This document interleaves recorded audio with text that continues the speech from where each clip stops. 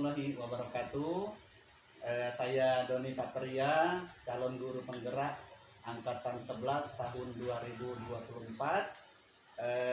Dengan fasilitator saya bernama Ibu Lina Yuni Artika MPD. Kemudian pengajar praktik saya adalah Bapak Aprizal SPD, dan ini coach saya adalah Ibu Arisa MPD. Baik, untuk mempersingkat waktu, mari simak dan ikuti video coaching untuk supervisi di kelas. Assalamualaikum Ibu Arisa. Gimana nih kabarnya hari ini? Alhamdulillah baik, Pak. Ya, alhamdulillah ya. Itu yang penting itu sehat ya Bu Arisa ya. Alhamdulillah, amin. Supaya bisa melaksanakan kegiatan seperti biasanya. Siap, betul, Pak. Baik, untuk ini seperti yang kemarin sudah kita bicarakan bahwa Ibu Arisa akan melaksanakan observasi ya, melaksanakan pembelajaran di kelas, kemudian akan dilaksanakan sebuah kegiatan observasi untuk mengetahui bagian-bagian mana yang perlu dimainkan atau yang perlu ditingkatkan. Sebelumnya Ibu Arisa mengajar untuk pelajaran bahasa Indonesia kelas 10.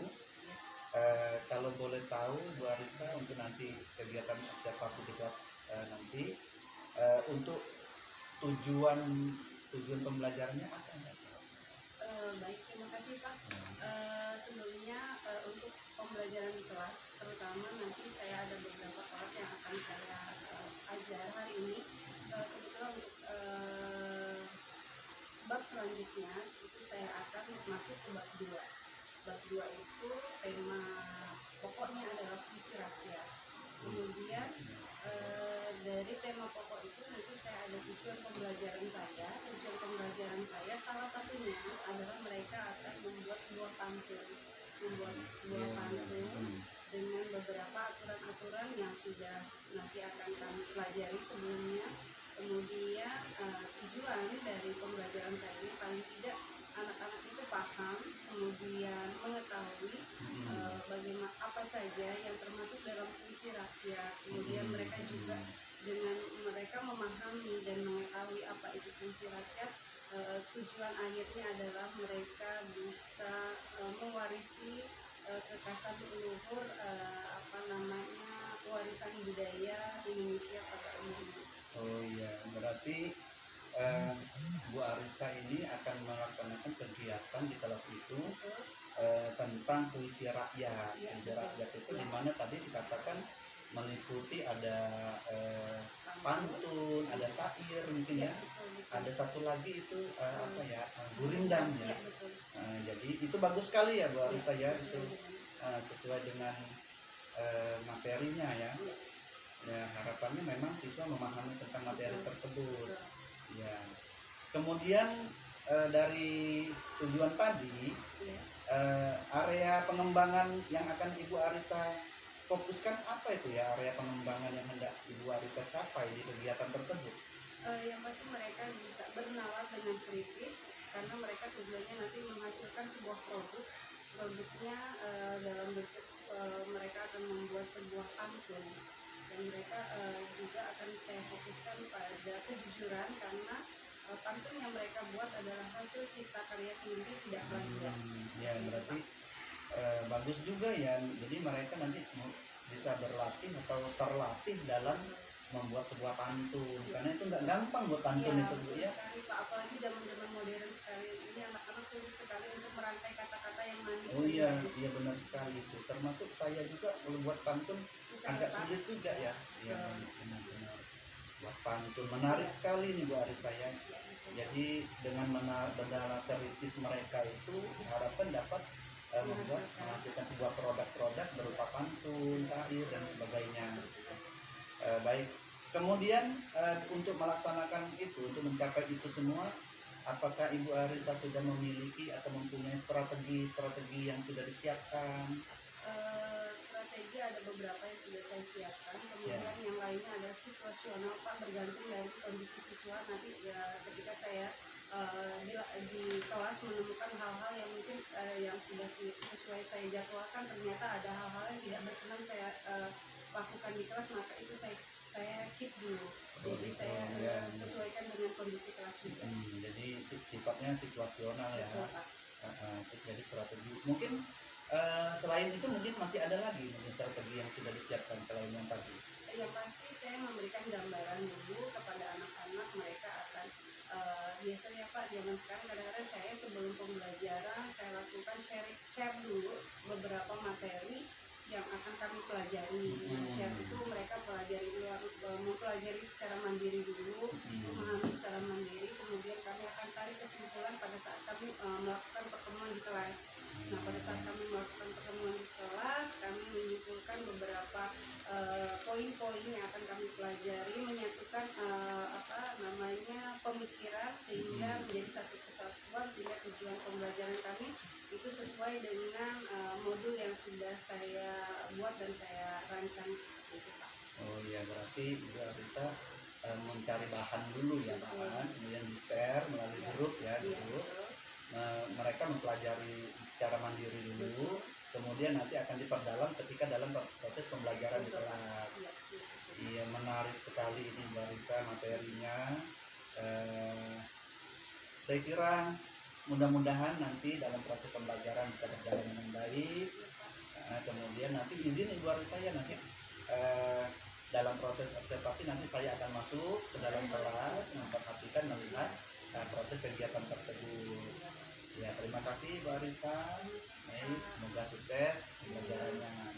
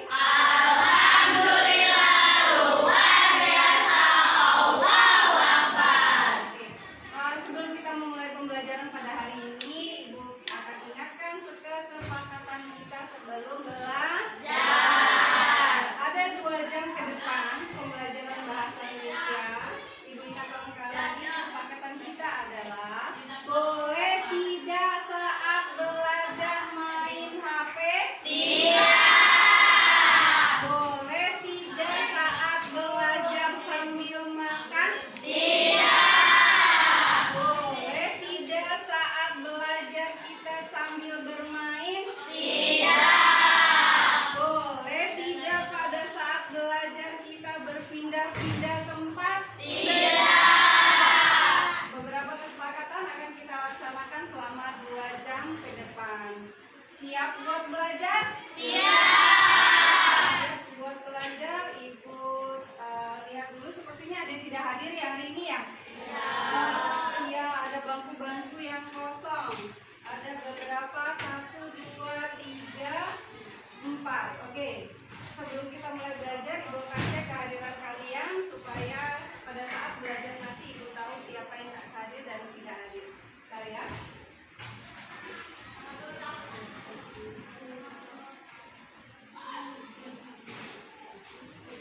Aprilia, Aisyah, Anindi, Anissa Putri, sakit, oh ya, Anissa yang sakit ya. Kemudian Andrenaldi, Akil, Arya, Bunga, Cahya, Dian, Dino, Dia, Mani, Keiza, Kanza, Kirana, Faizul,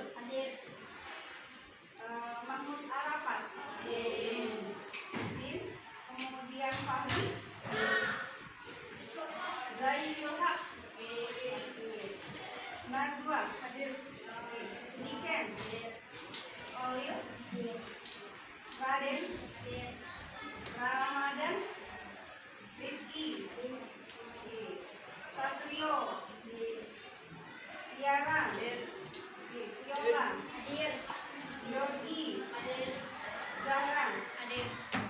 Berarti ada beberapa teman kalian nih yang sakit. Kita doakan yang sedang sakit cepat sehat. Ya bisa ikut belajar. Oke, nah pembelajaran hari ini kita akan sesuai dengan kita kesepakatan kemarin. Pembelajaran hari ini yaitu kita mulai di bab yang baru.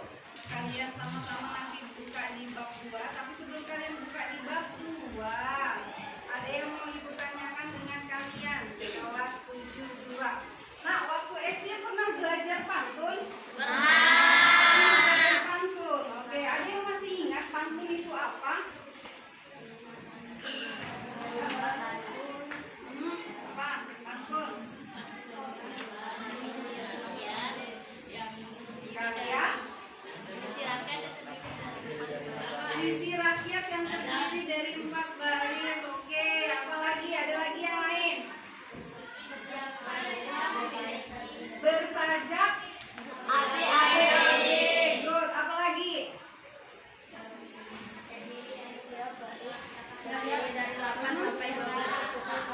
Satu baitnya terdiri dari berapa? 12 suku kata. Keren. Apa lagi? Tunjuk tangan yuk, jangan takut salah. Yuk. Pernah buat pantun? Pernah. Mudah apa gampang? Mudah. Berarti waktu SD sudah pernah belajar pantun. Mudah. Terus yang namanya ada pantun, kemudian dikatakan tadi ada gurindam. Pernah dengar kata gurindam? Pernah mendengar kata syair? Pernah juga. Pernah kenal kata mantra? Pernah juga. Oke, berarti kalian sudah sebagian tahu tentang pantun. Ingat pantun, syair, gurindam, kemudian mantra akan kita bahas di bab 2 ini. Nah, di pantun, gurindam, syair, dan mantra itu dapat kita buka di bab 2 halaman 32. Boleh sama-sama kalian buka buku cetak kalian. Buku cetak kalian, lihat di halaman 32. Dibuka buku cetaknya, langsung dibuka di halaman 32. Semua langsung dibuka halaman 32. Ada yang lihat di daftar di situ? Kalau misalnya tidak tahu, lihat di halaman 42. Kita mau belajar tentang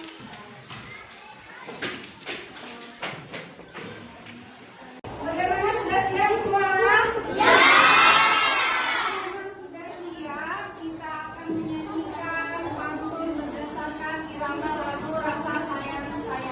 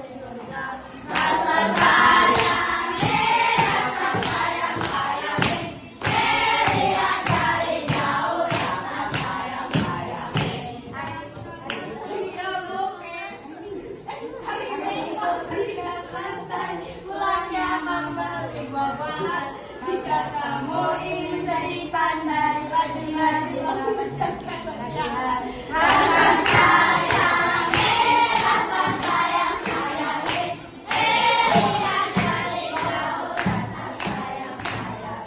Tepuk tangan kita semua.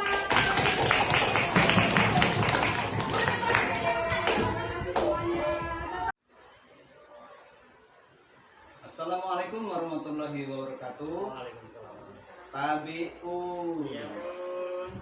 Saya Doni Patria, calon guru penggerak angkatan 11 tahun 2024 dari SMP Negeri 34 Bandar Lampung.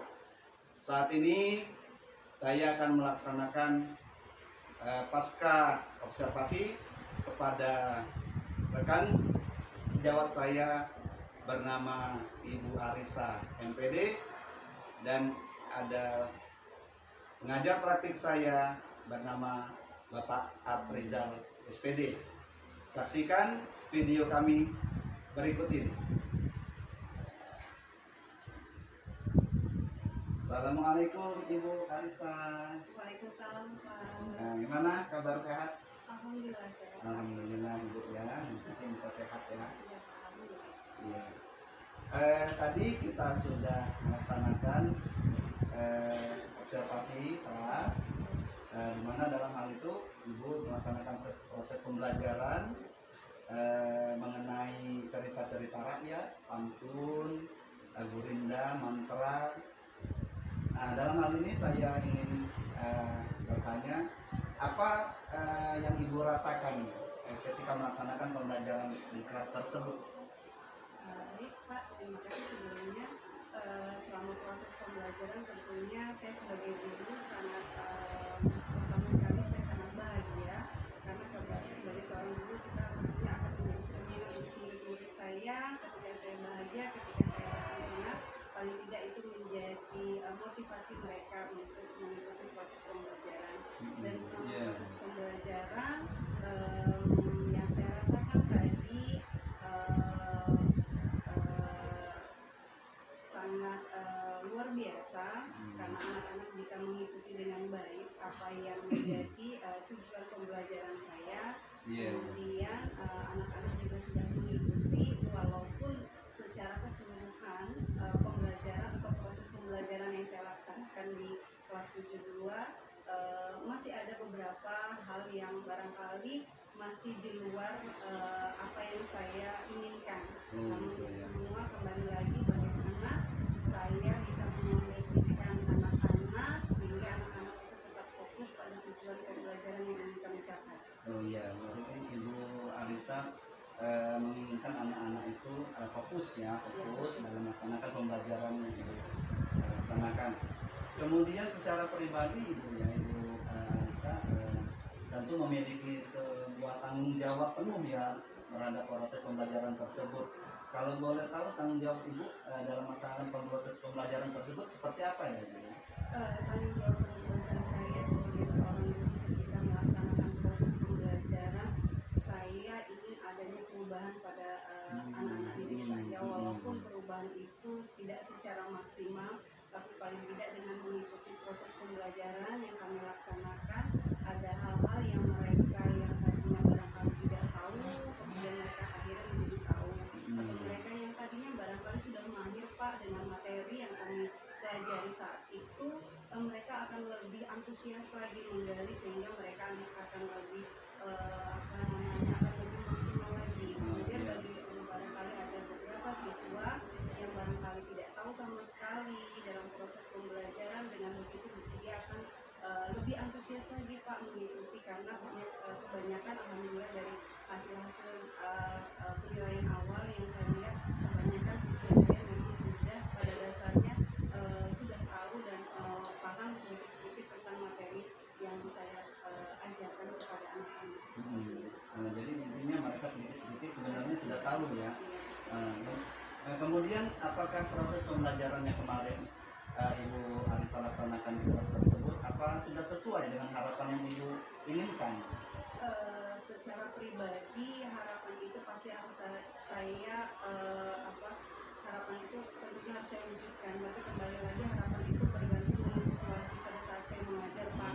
Terkadang harapan saya pengennya A, ternyata yang didapat adalah B. Oh, Nah gitu itu ya. ya Pak, itulah menjadi tantangan saya karena semua siswa itu ya tadi kita menemukan siswa dalam satu kelas yang beraneka macam karakter, kemudian tujuan mereka. Terkadang saya harus menyamakan dengan jumlah yang tidak sedikit Pak. Kita ada 31 siswa di situ. Jadi disitulah kesulitan saya ketika saya mau menyatukan, saya ingin menyatukan tujuan kami. Disitulah tantangan saya Pak. Jadi itu termasuk kendala-kendala yang Ibu Arisa alami ya, Betul, Pak. karena memiliki karakter yang beraneka ragam ya, seperti itu. Baik, kemudian bagaimana Ibu Arisa dalam mengatasi hal tersebut? Kalau untuk mengatasi hal tersebut saya terkadang mengikuti situasi yang ada Pak. Saya lihat yang menjadi hambatan-hambatan saya ini apakah berasal dari diri saya sendiri dulu sebagai seorang guru, karena cerminan saya terkadang ketika ada anak yang tidak berhasil itu kadang-kadang saya introspeksi diri dulu Pak, karena kadang-kadang bisa jadi pembelajaran ini tidak berhasil terkadang barangkali dari saya yang mungkin pada saat memberikan materi pelajaran saya mungkin terlalu monoton sehingga anak-anak tidak tertarik dengan saya, intinya seperti itu Pak. Kemudian saya mencari celah lagi ketika anak-anak mulai turun motivasi belajar mereka. Terkadang saya tidak judge mereka itu salah, tapi kembali lagi saya mengarahkan ke mereka. Saya terkadang memberikan sedikit motivasi di sela-sela pembelajaran, memfokuskan pemikiran mereka lagi. Ayo nak, kita harus belajar dan ini adalah tanggung jawab kita bersama seperti itu. Ya, berarti jadi dalam hal proses pembelajaran tersebut Ibu Arisa merasa masih terlalu agak monoton gitu, seperti itu. Mungkin Ibu Arisa memiliki ide-ide lain mungkin yang lebih menarik ini. Ya, ide itu insya Allah pastinya akan ada dengan menemukan berbagai kendala-kendala itu Pak. Kebetulan saya mengajar tentang kelas di pelajaran bahasa Indonesia. Ketika saya menemukan kendala di kelas 72 khususnya yang kita jalani ini, saya akan menguji coba lagi ide saya. Barangkali ketika saya menerapkan ini di kelas ini, kenapa ini tidak berhasil? Maka setelah pembelajaran terkadang saya apalagi hal yang harus saya kembangkan pada materi yang saya ajarkan sini di kelas lain. Terkadang saya uji cobakan lagi, oh ternyata ketika saya mengubah sedikit metode ataupun saya mengubah sedikit media yang saya gunakan, ternyata pembelajaran itu akan lebih menarik Pak. Dari sini saya sadari barangkali penggunaan media saya yang masih kurang seperti itu. Berarti penggunaan media itu menjadi salah satu yang perlu dipertimbangkan gitu ya. Baik, kemudian Ibu Arisa dalam proses peningkatan motivasi belajar siswa tersebut, apakah Ibu Arisa sudah memiliki berbagai kriteria yang mungkin yang Ibu Arisa miliki dari dalam diri ya? Tentu memiliki kriteria tertentu mungkin ya. Kalau boleh tahu seperti apa ya kriteria tersebut? Kriteria dalam melaksanakan proses pembelajaran tersebut yang Ibu miliki dari dalam diri seperti apa? Kembali lagi menurut saya sebagai seorang pengajar, kembali lagi saya harus pada dasarnya saya memikirkan semua anak itu tidak mungkin mempunyai potensi yang sama, mempunyai potensi yang baik, mempunyai potensi yang sesuai dengan apa yang saya inginkan. Nah disitulah Pak saya mengambil beberapa terkadang metode tertentu bergantung dari kebutuhan murid itu sendiri. Terkadang saya memang agak lambat dalam proses pembelajaran karena itu tadi. Pertama, saya ketika memberikan sebuah penilaian kepada murid-murid saya tidak serta-merta kalau misalnya golongan ini tidak seperti itu Pak. Karena pada dasarnya itu tadi ketika anak itu kita bahasanya ketika kita sudah tahu tombolnya, insya Allah kita bisa mengarahkan anak itu menjadi jauh lebih baik lagi. Jadi ketika anak itu memiliki sebuah kekurangan, strategi saya melakukan pendekatan kepada anak murid saya yang menjadi dasar mereka kenapa mereka misalnya melakukan kesalahan. Terkadang saya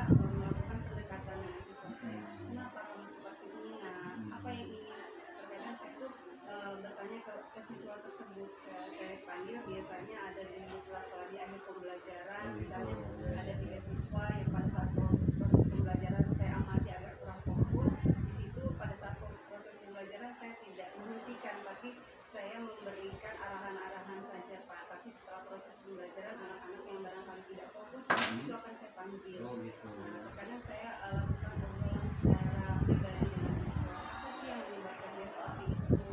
Bagaimana perasaanmu? Terus kamu tahu tidak apa yang kamu lakukan hari ini dan bagaimana kamu bisa merubahnya sehingga pada saat proses pembelajaran selanjutnya kamu tidak melakukan hal yang sama. Baik. Setelah ibu lakukan hal tersebut, memanggil siswa secara personal itu ya, secara personal, apakah ada perkembangan terhadap siswa tersebut dalam proses pembelajaran? Alhamdulillah Pak, paling tidak ada sedikit perubahan dari anak tersebut karena ketika kita sudah tahu apa yang menjadi dasar mereka melakukan itu, terkadang mereka itu ketika melakukan atau mengulangi karena dia sudah bercerita dengan kita, dia akan malu sendiri Pak. Begitu, ya? Terkadang kita cuma kasih kode, kita sebutkan namanya, kita kasih kode, dia sudah paham karena itulah menjadi kesepakatan saya dengan dia pada saat obrolan yang sudah kami lakukan. Jadi seperti itu. Ya, menarik sekali ya Ibu Aris. Ya. Saya dengan cara seperti itu sepertinya memang ampuh ya. Ya, Jadi betul. memanggil siswa secara personal, pendekatan secara humanis ya. Jadi bisa membuat siswa merasa terpanggil, merasa mawas diri mungkin seperti itu ya. Baik, dalam melaksanakan proses pembelajaran tersebut, apakah Ibu Arisa ini perlu berkolaborasi ya dengan guru lain? Apakah sudah dilakukan atau baru dalam tahap rencana atau bagaimana? Untuk berkolaborasi terkadang kita tentunya pada saat berkumpul di ruangan kantor tentunya banyak obrolan-obrolan Pak setelah pembelajaran, terutama biasanya kalau kita mengajar bukan sebagai wali kelas di situ. Nah, terkadang kita akan bercerita terkadang dengan wali kelasnya ataupun dengan teman-teman yang sama satu mata pelajaran ataupun beda mata pelajaran juga, mengenai misalnya saya mengalami kendala dengan anak-anak, bagaimana dengan pelajaran lain, terkadang di situ. Nah, itu juga Pak menjadi cerminan saya. Misalnya di pelajaran IPS dia baik, ternyata di pelajaran bahasa Indonesia tidak. Nah, dari situ juga saya terkadang kenapa dia bisa lebih baik di IPS, kenapa di bahasa Indonesia tidak. Nah, itu juga menjadi acuan-acuan saya sebagai mengubah strategi yang ada supaya itu tadi kalau bisa anak-anak itu walaupun tidak maksimal, paling tidak dia akan ada perubahan yang lebih baik ketika mengikuti pembelajaran saya. Berarti dari bertemunya jam istirahat guru tersebut sambil berbincang sederhana, ternyata bisa memetik sebuah hasil dalam proses pembelajaran ya, bisa membandingkan ini kelemahan, ini kelebihan gitu seperti itu. Ya menarik sekali ya buat saya. Kemudian dalam proses pembelajaran tersebut, bagaimana Ibu Arisa supaya bisa berjalan memuluskan proses tersebut melalui bantuan daripada rekan guru.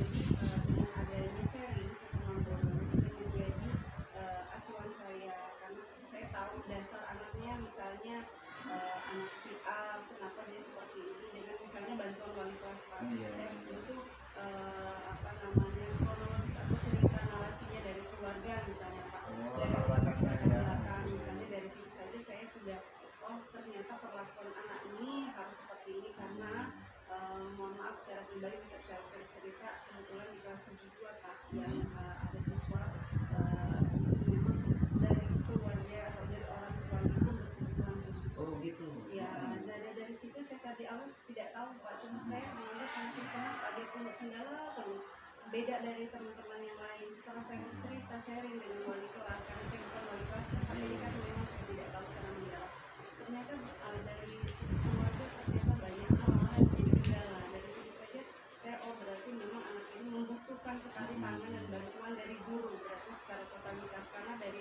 rumah pun dia tidak mendapatkan asupan pendidikan ataupun karena orang tuanya ya baik laki-laki atau perempuan itu mempunyai kendala yaitu berkebutuhan khusus. Tapi alhamdulillah anaknya sebenarnya dalam artian bisa dikatakan normal dan sama dengan anak yang lain, cuma perhatian saja Pak. Barangkali dari situ